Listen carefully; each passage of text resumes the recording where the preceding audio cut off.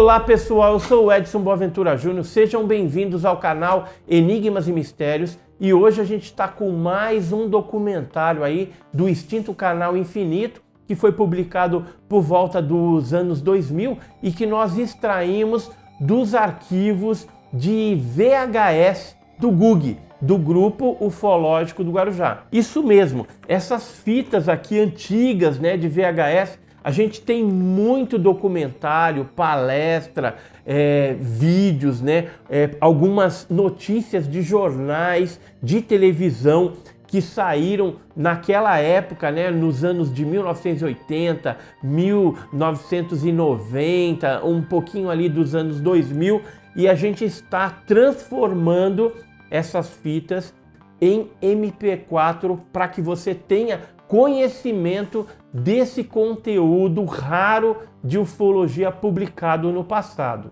Neste documentário intitulado OVNIs, a história jamais contada, você vai ver aí alguns vídeos de OVNIs interessantes, fotos, alguns casos inéditos, outros casos clássicos, como o caso Red Lash que aconteceu na Inglaterra, o caso Roswell, alguns casos russos também, então tá imperdível. Tem muito material de qualidade aí e informação ufológica para você. Antes, porém, da gente ver esse documentário, eu queria pedir rapidinho aí, se você não é inscrito, se inscreva no nosso canal. Se gostar desse vídeo, clica no joinha, né? Compartilha bastante aí para os seus amigos e depois deixe os seus comentários aí, porque é importante o seu feedback para nós. Então, sem mais delongas, vamos ver esse interessante documentário.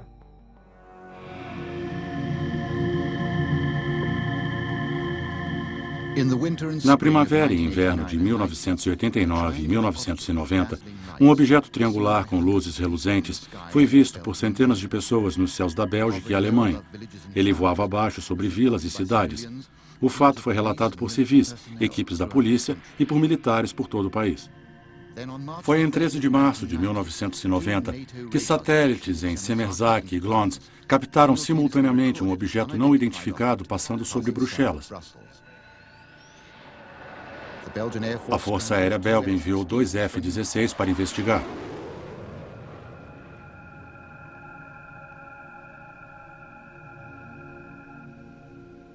Seus radares localizam o objeto em forma de diamante, que de repente desce 1.300 metros em 1 segundo. E quando chega abaixo de 200 metros, ele desaparece das telas dos radares. A Força Aérea não teve explicações. Um cientista sugeriu que os pilotos estavam perseguindo um raro fenômeno atmosférico, mas a perseguição, que durou 25 minutos, foi captada por pelo menos 5 telas de radares, e os relatos de centenas de testemunhas oculares permanecem.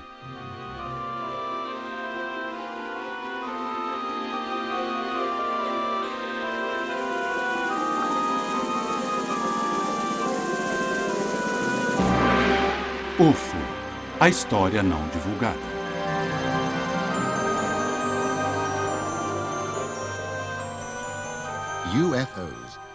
UFOs, nós trazemos a eles nossas expectativas do que podem ser, o que querem. Desde o início da história, que experiências sobre os UFOs têm ido do extraordinário ao manifesto do absurdo. Se pudermos acreditar nos relatos, eles já são objetos de curiosidade. E cada ano, várias centenas de pessoas planejam se aproximar de uma experiência com o UFO.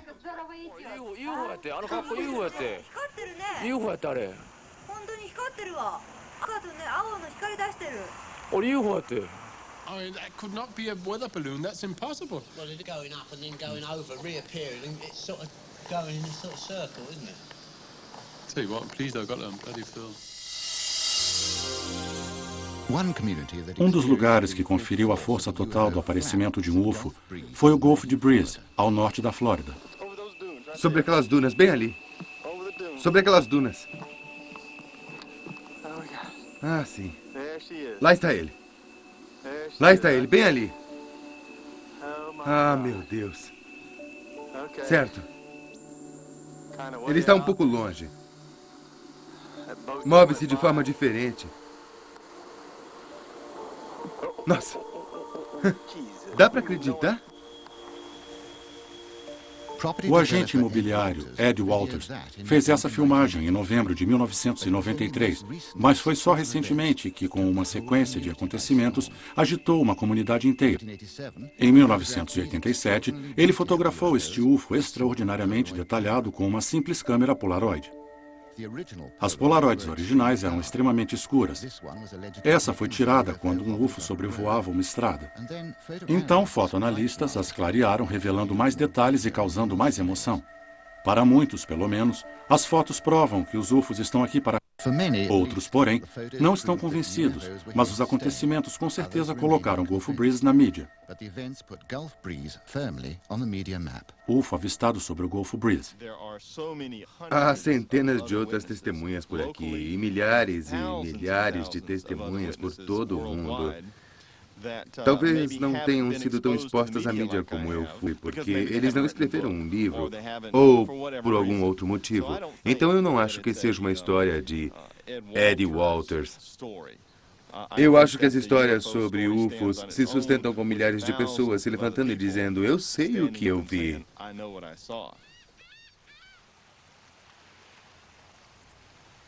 Com o fim da base naval no mar da região, a grande imensidão do céu de outono se torna ideal para entusiastas fazerem um dinheiro em Gulf Breeze e proximidades de Pensacola.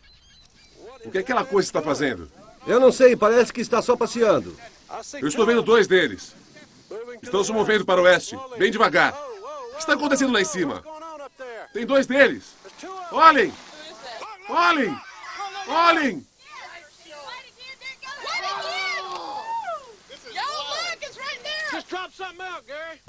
Bruce e Ann Morrison agora têm 5 horas de vídeo de luzes estranhas manobrando sobre a Bahia. Olha aquele movimento, Bruce, parece... É mesmo?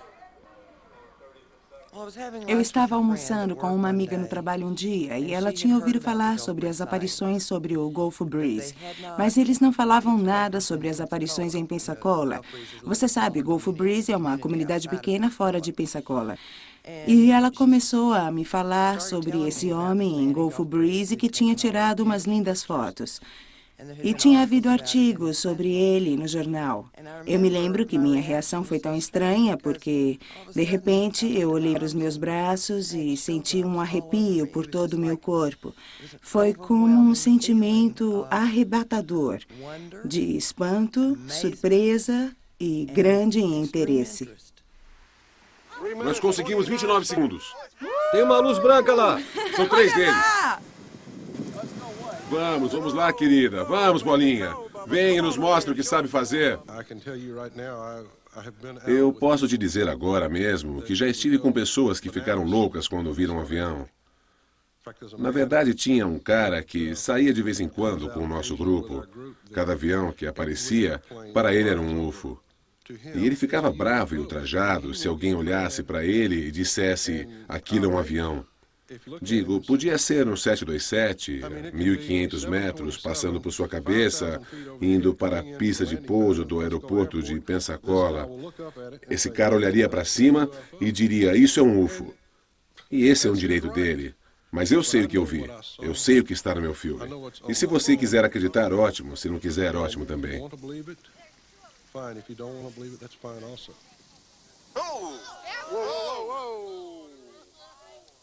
Ele está com a cor esverdeada, não é, Lorraine?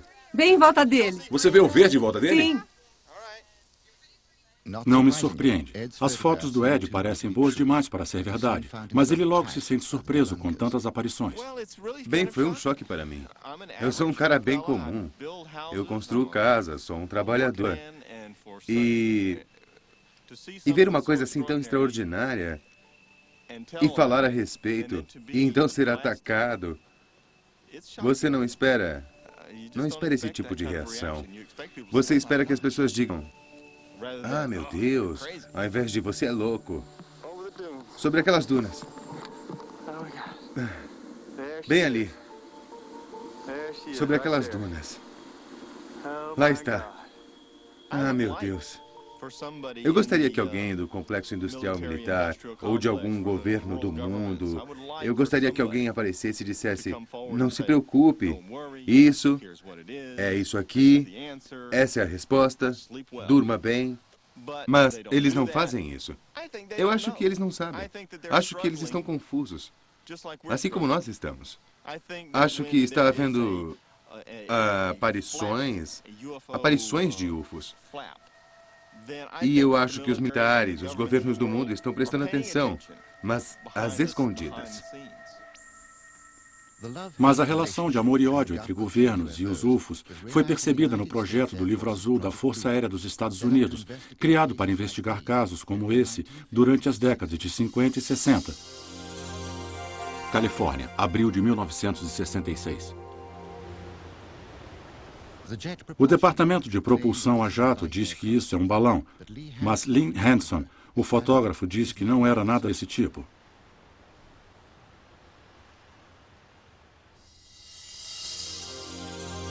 Utah, julho de 1963. Conforme James Walters dirigia por Monument Valley, um objeto brilhante passa seguido por um outro segundos depois.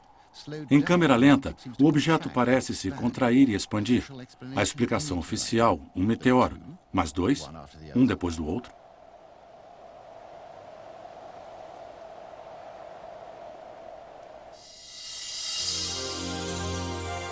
Montana, agosto de 1950. 2 outros clássicos filmes de UFOs foram estudados pelo projeto do Livro Azul. Esse foi filmado próximo a Great Falls, em Montana. E esse, nos céus de Utah.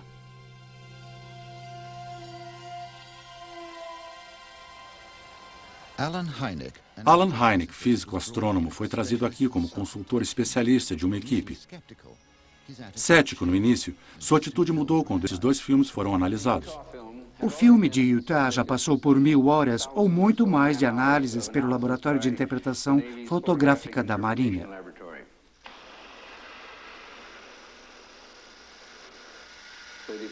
Dependendo da natureza ou da qualidade do filme, eles pedem que ele seja rodado várias vezes.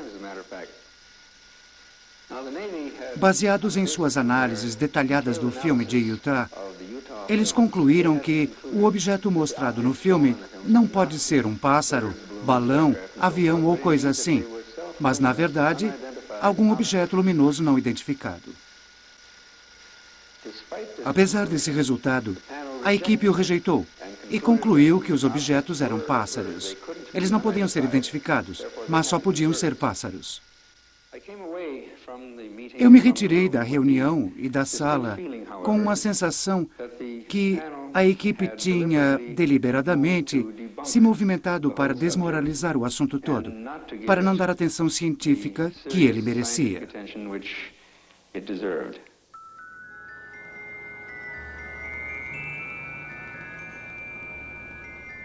Nos céus da Inglaterra, o UFO surge do nada e voa do lado de um Concorde.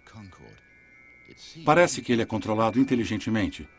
As câmeras não mentem. O voo foi filmado com um sistema de câmera periscópica especialmente projetada, o Astrovision, que utiliza um conjunto complexo de lentes e prismas. Nós pedimos a Alan Turner, da equipe original de filmagem da British Airways, para dar uma olhada mais de perto. Essa é provavelmente uma filmagem clássica de um UFO. Quando as pessoas primeiro se referem a um UFO e a um Concorde, mais uma vez perceberão que parece com outras filmagens que temos com pequenas marcas engraçadas, que as pessoas costumam perguntar se viram um UFO ou não. Olhem bem de perto e verão que existe esse pequeno ponto de luz que parece que poderia facilmente ser tomado como um UFO. Mas, na verdade, é bem possível que o Sol, que está do lado esquerdo, atingiu o elemento frontal do sistema de periscópio do Astrovision, causando, é claro, um reflexo interno. Vocês podem ver que, conforme a câmera se mexe, aquele pequeno ponto também se move. Ele não é um UFO.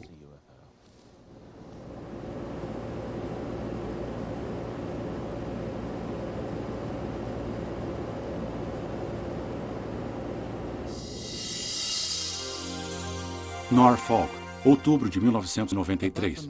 Acima dos céus do norte, 3 pescadores filmaram um UFO em forma de diamante. Poderia ser um avião ou balão meteorológico, mas o céu estava bem azulado e completamente claro. 3 meses antes, ao lado do Mar Negro, um turista filmou isso. Parecia uma coincidência extraordinária, até conhecermos Simon Nash, da Panasonic. Essa é uma íris motora básica. E o princípio dela é regular a intensidade de luz que entra na câmera. E ela se abre em cenas ao alvorecer ou em cenas com pouca claridade. E se fecha em cenas de grande intensidade ou muito claras. Nós não sabemos com certeza o que é esse objeto no céu. Pode ser um reflexo de um avião ou alguma outra fonte de luz. Mas conforme damos um zoom na imagem, você pode ver claramente aqui a forma do elemento da íris, que fica na parte interna da câmera. Parece ser causada por um reflexo de luz entrando pela frente da câmera, refletindo-se entre os elementos das lentes. E é claro, um dos elementos entre as lentes é a íris motora. A íris toma essa forma característica, o que frequentemente acontece. É quando você olha diretamente ou indiretamente em direção ao Sol. Mas a imagem no início da fita é bem incomum e é algo que não pode ser explicado pela tecnologia câmera normal. Durante esses 30 anos, mais de 8.000 aparições de UFOs foram relatadas a um departamento especial no Ministério de Defesa britânico. Por volta de 4% ou 400 deles continuam não identificados. Nick Pope é um dos homens do Ministério. O mais importante é que 95%, eu diria, dos casos relatados podem ser facilmente explicados. Há provavelmente uma estimativa por volta de 5% que parecem não ter uma explicação, e é claro que continuamos atentos, mas dizendo isso não significa que só porque algo parece não ter explicação, na verdade ele não poderia ser explicado no dia seguinte. Recentemente começamos a usar uma nave espacial sobre o Reino Unido, e ela tem um tipo de iluminação interna. Bem, quando ela é vista de perto, nota-se que é uma nave espacial, mas quando é vista de longe, ela parece com um objeto luminoso em forma de charuto. E é claro que isso tem gerado um aumento de relatos sobre UFOs.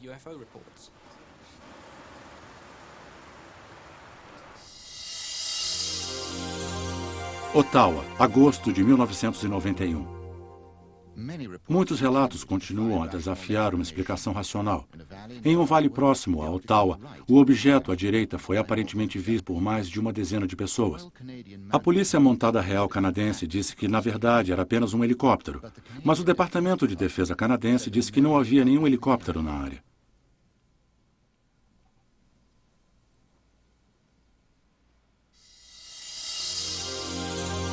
Wiltshire, julho de 1990.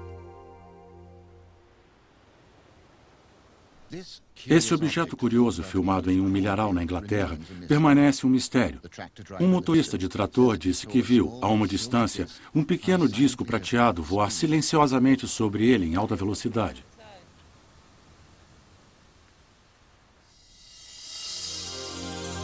Wisconsin, agosto de 1992. Enquanto um cameraman se preparava para uma imagem do tempo em Wisconsin, um objeto passa bem por trás do moinho. Ele passa a mais de 2.600 km por hora. Ele checa com a base aérea local e com a rede de defesa, mas eles não tinham nada a relatar.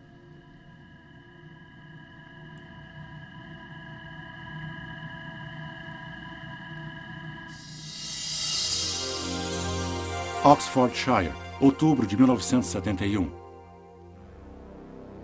Em Oxfordshire, enquanto filmava um programa agrícola, uma equipe de TV de repente nota esse objeto sobre o campo. Primeiro nós vimos o que parecia ser um veipatril bem grande, bem maior do que o veipatril normal. E quando ele terminou, parando em uma linha reta, era para ele ir sumindo. O objeto, que tinha uma forma circular e de cor amarelo alaranjado, pareceu parar bem devagar e partiu bem depressa. Foi tão rápido que quase não pude acompanhá-lo. Foi uma velocidade incrível.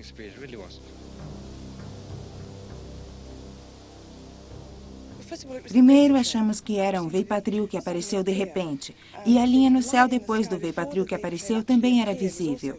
Então, se não fosse isso, ele teria passado sem que o notássemos.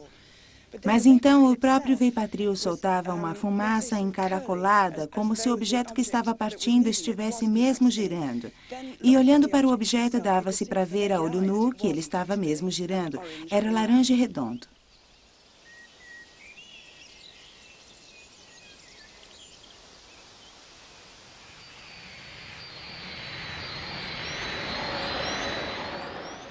Mais de 3.500 relatos no mundo todo vieram de civis e pilotos militares. Pessoas como o coronel Fletcher Prout, que comandou um esquadrão aéreo baseado em Tóquio na década de 50. Ele foi um dos 5 fundadores da rede de defesa maciça de NORAD. Minhas aeronaves estiveram no céu em mais da metade do mundo, regularmente o tempo todo. E um dia eu recebi um memorando super secreto, liberado pela Casa Branca, pela sede da Força Aérea, e ele me ordenava que eu dissesse à minha equipe, se eles chegassem a ver um objeto que não fosse identificado, eles deveriam reportar-se a mim, e eu deveria me sentar e pegar seus depoimentos, preparar relatórios e enviá-los a um certo escritório no Pentágono. E um dia, uma das minhas equipes, em um voo de Honolulu para Tóquio, viu algo que teve que relatar. E eles entraram em meu escritório naquela manhã, e o capitão da equipe era um velho amigo meu e disse, coronel, estou um pouco constrangido hoje porque vamos nos envolver com um monte de papelada. E ele disse, nós vimos um objeto não identificado voar ao lado de nossa aeronave por mais de 1 hora a noite passada, a meio caminho de Tóquio, com 60 passageiros a bordo. Não tem jeito de dizer que não foi visto e que não estávamos lá. Eu tinha 12 homens da equipe, eu tive que preparar 7 salas com 7 interrogadores. Eles tiveram que escrever tudo sobre o que tinham visto. Eu reuni tudo e enviei para a sede da Força Aérea. Nunca mais ouvi nada sobre esse assunto. Nos Estados Unidos, o segredo continua sendo a meta de cada dia, como parte do legado da Guerra Fria e desenvolvimento de novas armas. Mas na Rússia, as coisas parecem estar mudando. Foi dado a nós um acesso único sobre assuntos de natureza militar da ex-União Soviética, que não mostravam apenas testemunhos, mas também discutia projetos de pesquisa ligados a incidentes com UFOs. Agora, centenas de relatos são enviados a grupos de UFOs e autoridades militares.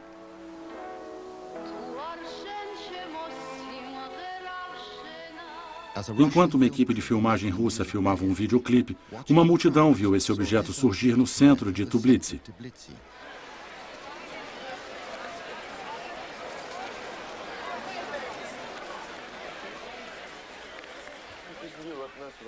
Em Moscou, um oficial da KGB e sua família filmaram um grupo de luzes não identificadas. Até recentemente, as pessoas não ousavam relatar UFOs e nem pensavam revelar cenas como essas.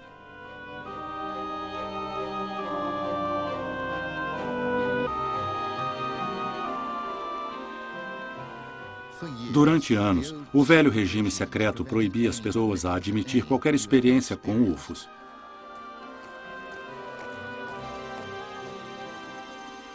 Agora, pela primeira vez, o major-general Boris Surikov foi capaz de nos contar sobre um objeto não identificado visto durante a Segunda Guerra Mundial. Quando se aproximou, ele bagunçou todo o sistema elétrico, ocasionando um maciço ataque aéreo. Para salvar o avião, eles colocaram no módulo de segurança. Eles relataram que a missão foi um completo sucesso por temerem represálias. Parecia com alguma coisa assim. Aqui saía fogo. Essa parte era vermelha. A cúpula era iluminada. E ele voava a uma grande velocidade. Iluminava o céu à sua volta. Parecia com um pequeno alvorecer. No centro havia um estranho objeto voador. Ele não parecia em nada com um avião antidetonação. O diâmetro das chamas da explosão de um avião antimíssil é de 10 metros. Esse era maior e mais comprido do que um dos nossos aviões ou qualquer um outro.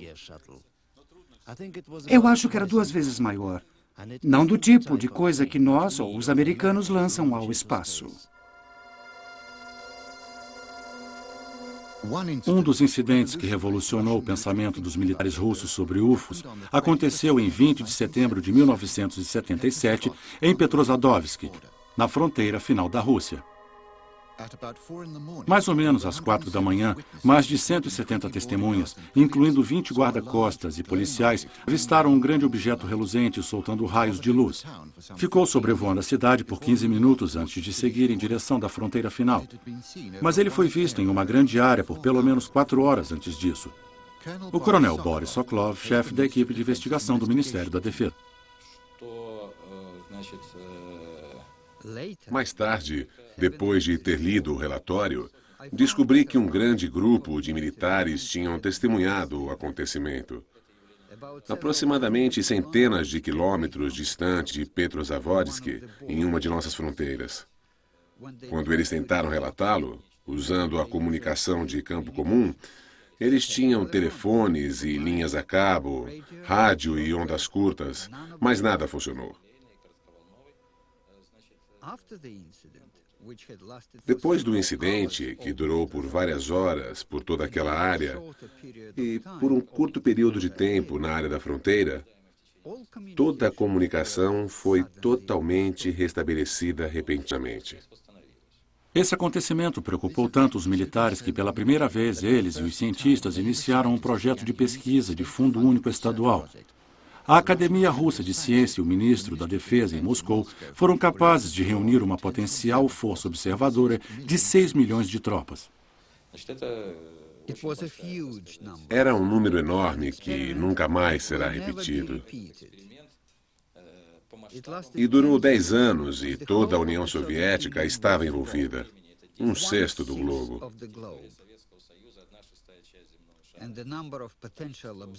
E o número de potenciais observadores era de mais de 10 milhões. Até agora, esse momento foi sempre cercado por desinformações. Uma camuflagem para os lançamentos secretos de foguetes. Agora, pela primeira vez, Coronel Sokolov testemunha sobre os vários eventos que levaram a um dos projetos mundiais mais extensos sobre UFOs. Se os UFOs são objetos tangíveis, eles parecem demonstrar uma tecnologia extraordinária. Em Moscou, há uma organização de fundo estadual que tem estudado ativamente novos sistemas de propulsão baseados nos relatos sobre os UFOs. Dr. Anatoly Anakov é o diretor.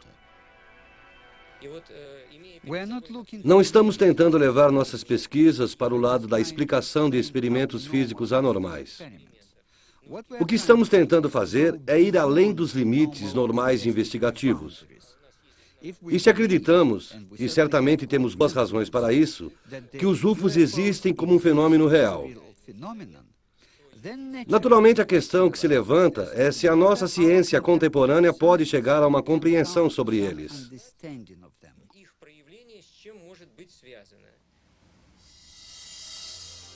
Apesar da abertura dos arquivos russos, o ministro da Defesa britânico ainda nega o evento que ocorreu em 1980, aqui em Woodbridge, na base da Força Aérea da União América Britânica.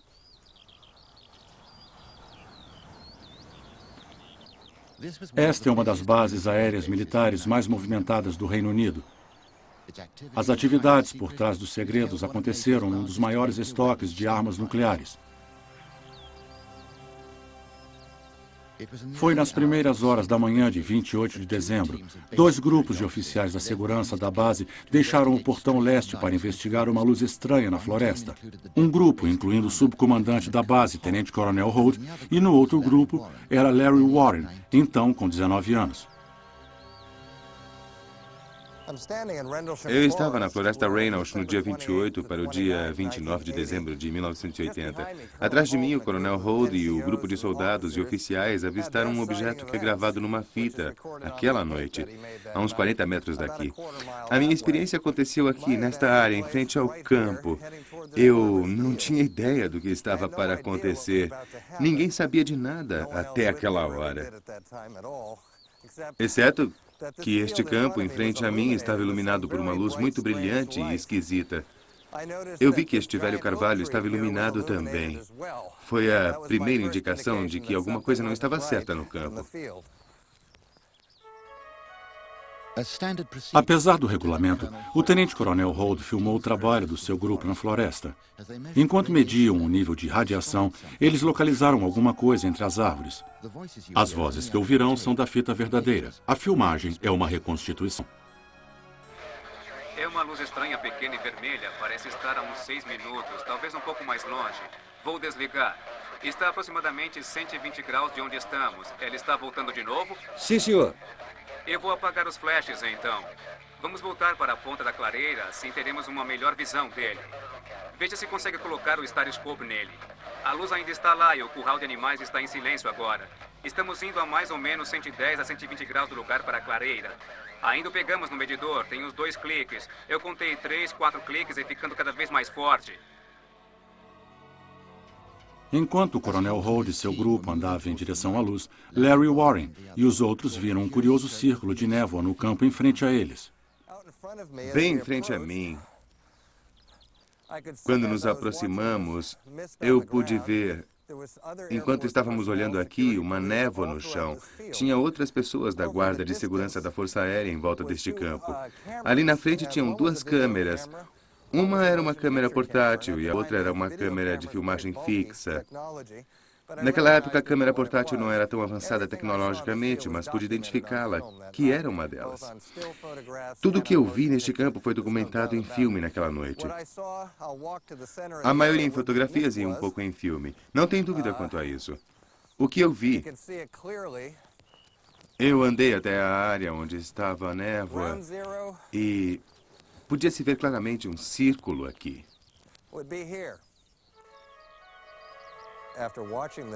Depois de ver este objeto no solo, uma bola de luz vermelha veio até aqui. Eu pensei que fosse um táxi aéreo 810 vindo de Aldeburgh até Woodbridge, atrás de mim a uns 1.600 metros. Ela veio para esta área perto das árvores, parou em cima do círculo de neblina como se ela fosse um objeto no solo. Dispersou-se e explodiu num cone quente e silencioso. E o que aconteceu depois foi uma transformação de alguma forma liberada da estrutura do objeto. Ele tinha 9 metros de base, 6 metros de altura e 2 fachos de luz azuis na base e uma aura colorida em torno dele. E era muito difícil olhar direto para ele. Para mim, a pior parte foi quando o objeto sumiu, quando houve a transformação. Eu não sei como. Algumas pessoas fugiram para este bosque pelo campo e nos deixaram aqui. Não corremos talvez por causa do choque, mas acho que foi a radiação ou por ter ficado preso ao chão.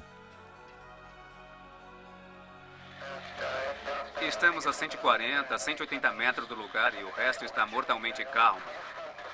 Sem dúvida nenhuma, só tem algum tipo de luz vermelha em frente. Eu vi uma cor amarela nela também.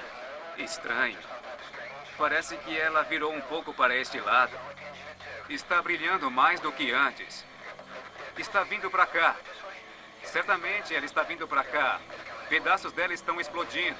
Não tenho dúvidas quanto a isso. Isso é muito estranho.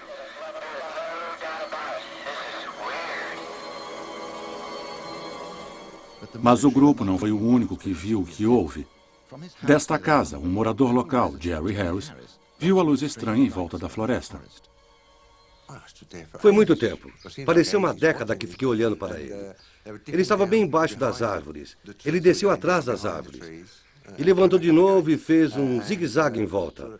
Eu pensei, ele vai cair na floresta, porque ele ia para lá e para cá. Ele está vindo em nossa direção agora. Eu ouvi este barulho vindo da base. Eu ouvi vozes gritando. Eu não ouvi o que eles estavam dizendo, porque estava longe. Parecia vir na minha direção. Eu também ouvi carros andando ali por perto.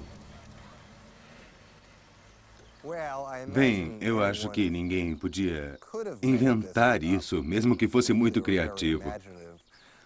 No entanto, eu não sei o que ganharíamos para continuar a mentir durante 14 anos. Quando certamente nós temos contas para pagar, uma vida para viver, outros interesses.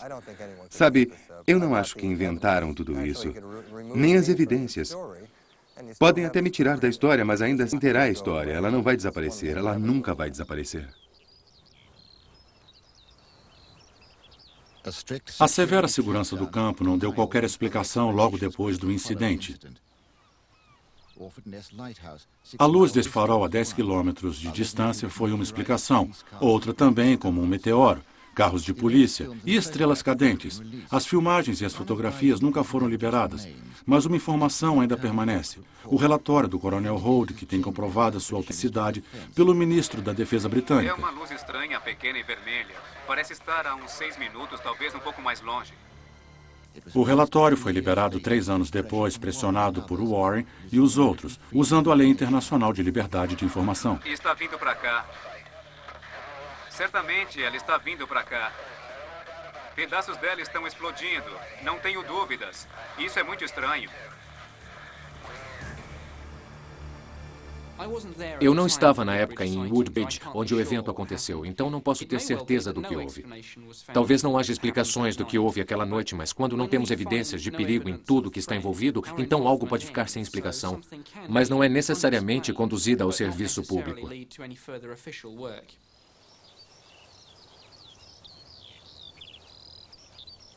Apesar do pronunciamento do governo, o que um homem viu não pode ser ignorado. É o Lord Pierce Hill Norton. Ele fazia parte do pessoal da defesa no início dos anos 70.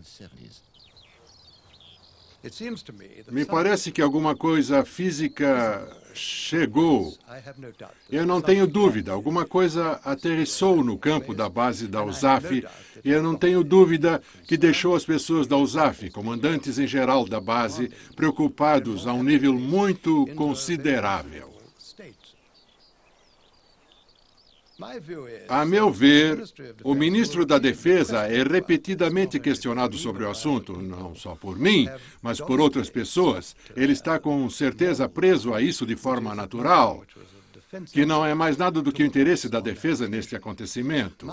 Minha posição sobre esse assunto tem sido muito clara e a tenho dito em público, na televisão, no rádio, como também cara a cara ao Lord Trafalgar.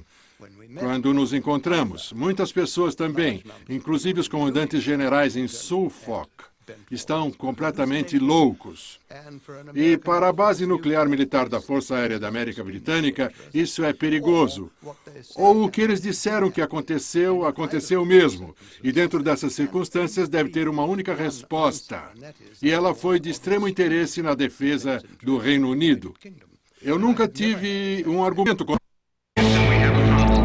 Estamos apresentando Infinito OVNI.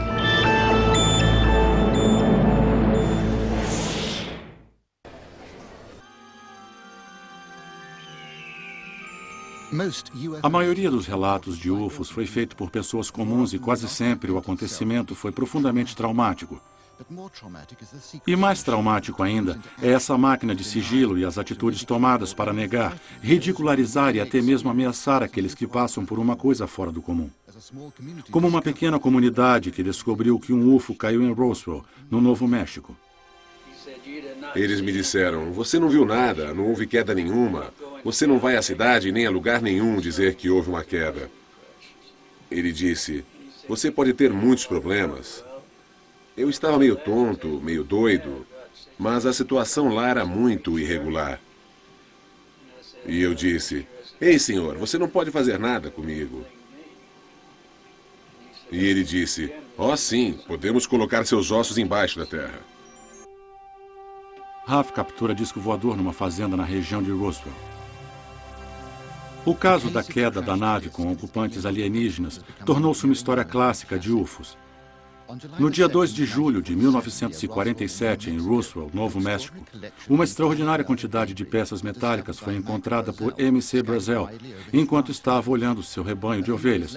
Uns dias depois, ele procurou o xerife local, George Wilcox, que chamou a base da Força Aérea de Roswell. Eles enviaram o tenente Jess Marcel para investigar e pegar o quanto pudesse de escombros. O exército emitiu uma nota para a imprensa dizendo que tinha recuperado uma nave caída. Mais tarde, naquele dia, o general Ramey negou o relato dizendo que o que tinha caído era um balão meteorológico. Disco voador acaba virando um balão meteorológico. Para Fred Whiting, um pesquisador sobre o assunto, diz que a conclusão oficial está guardada em 7 chaves. E como pesquisa, ele gravou relatos de testemunhas sobreviventes e seus familiares. Veja só, histórias de discos voadores são contos de fadas. A Bárbara disse que tem um irmão, que tem um primo, que tem um tio que disse que ouviu alguma coisa. E a maioria dos casos ficam assim, rodando. Isso é muito frustrante, porque não se pode ficar seguindo a história. Você não consegue checar os fatos e no final toda a história não existe, porque ela foi contada a tantas pessoas que acabaram inventando uma nova história. Roswell é diferente. Roswell tem uma lista de personagens que são conhecidos. A maioria ainda está viva, apesar de ter acontecido há 46 anos. Todos eles são pessoas extremamente honestas. O que eu certamente sei é que todo aquele escombro não era de um balão meteorológico, de nenhum avião e nem de um míssil. Era de alguma coisa que não pertencia a nós. Tinha fragmentos em toda a área, numa extensão de 1.600 metros e 200 metros de largura. Uma noite estávamos vendo TV e estava passando alguma coisa sobre o espaço.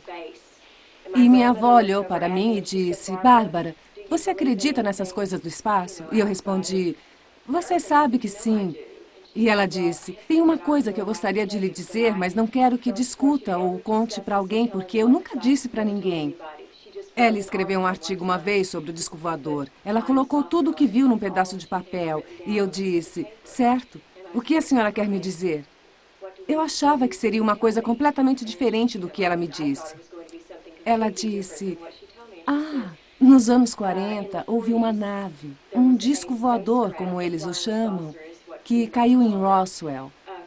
E eu olhei para ela e perguntei: como a senhora sabe disso, vovó? E ela me disse: o seu avô George era o xerife naquela época. Quando o incidente aconteceu, a polícia militar chegou no tribunal. Chegou na delegacia e disse para mim e para o George que não disséssemos nada para ninguém do que vimos do incidente. Não podíamos falar de forma alguma que não só nós seríamos mortos, mas o resto da família também. Por quê?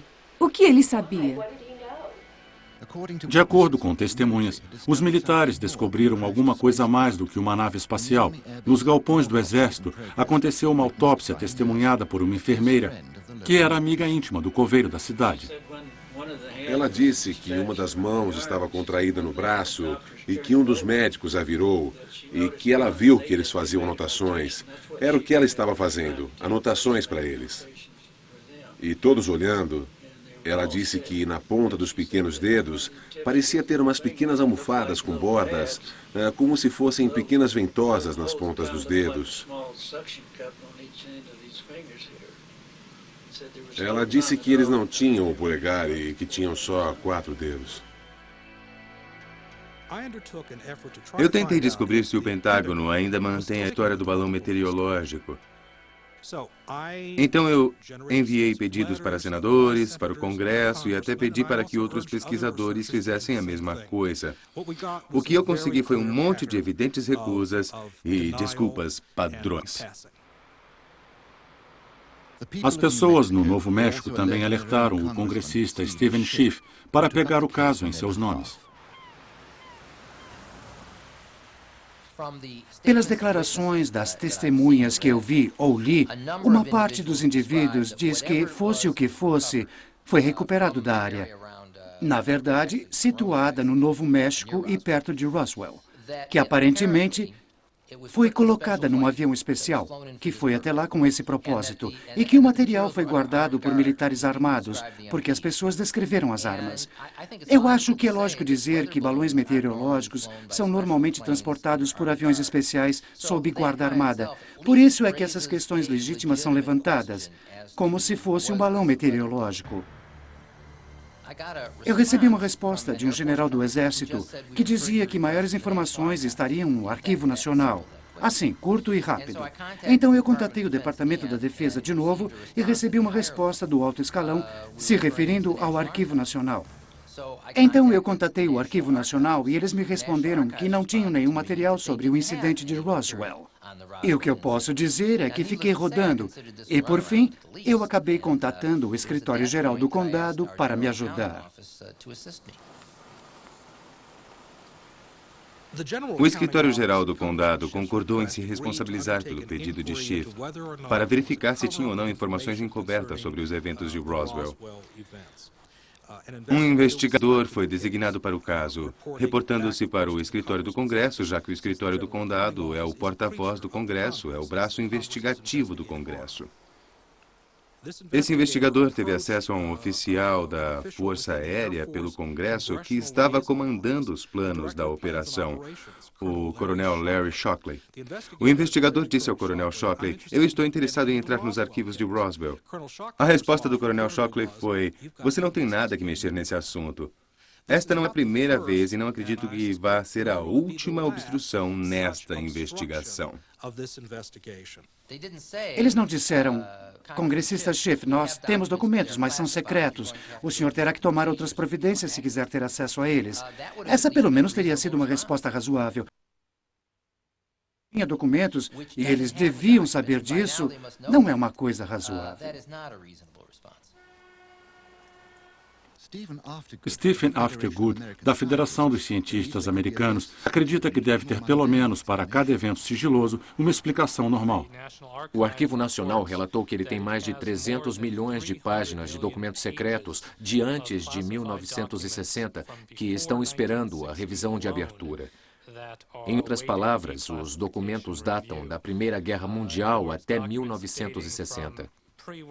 Se fizermos uma pequena estimativa de todos os documentos secretos que temos até hoje, eu diria que deve ter mais ou menos 1 bilhão de páginas de documentos secretos inacessíveis que estão esperando pela revisão de abertura.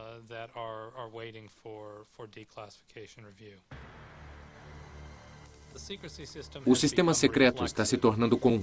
Nós consideramos que muitas informações não são genuinamente delicadas e, ironicamente, nós não estamos protegendo os segredos genuinamente delicados adequadamente. O incidente de Roswell, em particular, tem sido uma história persistente, porque tem tido muitas controvérsias do governo. E, acima de tudo, porque ainda tem grande quantidade de documentos do governo mantidos em sigilo por mais de 45 anos depois do evento.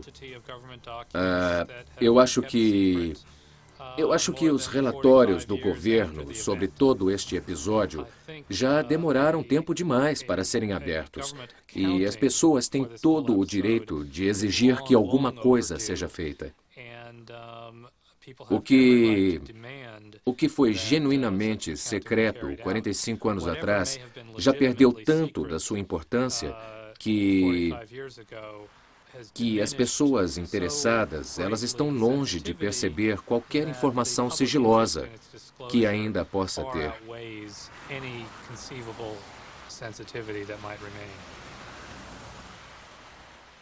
Agora o que precisamos fazer é estabelecer na mente dos congressistas o que eu já estabeleci na minha e nos Estados Unidos e também para o resto do mundo que tem mesmo informações escondidas.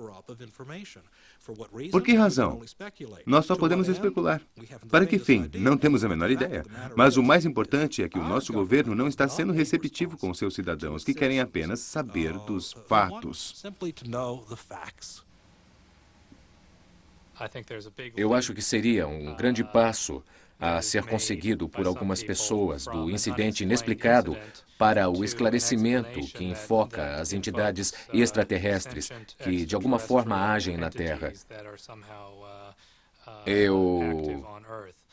Eu pessoalmente, não conheço nenhuma evidência que apoie isso, mas certamente tem uma vasta quantidade de documentos do governo de fenômenos de objetos não identificados de um tipo ou de outro.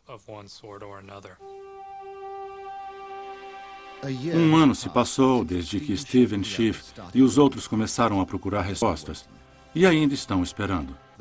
A última informação é que toda a documentação sobre o tráfego aéreo entre bases aéreas relevantes dos anos de 1945 e 1950 foi completamente destruída, de acordo com os regulamentos do governo.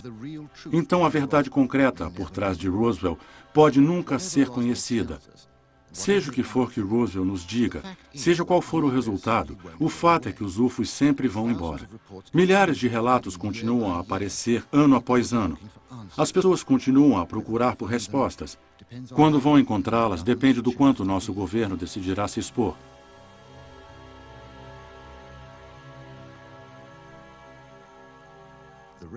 O regime do sigilo é um legado da Guerra Fria. Quando o Ocidente encontrar o Oriente, poderíamos seguir o exemplo da Rússia na tentativa de encontrar uma resposta aos mistérios dos fenômenos de UFOs.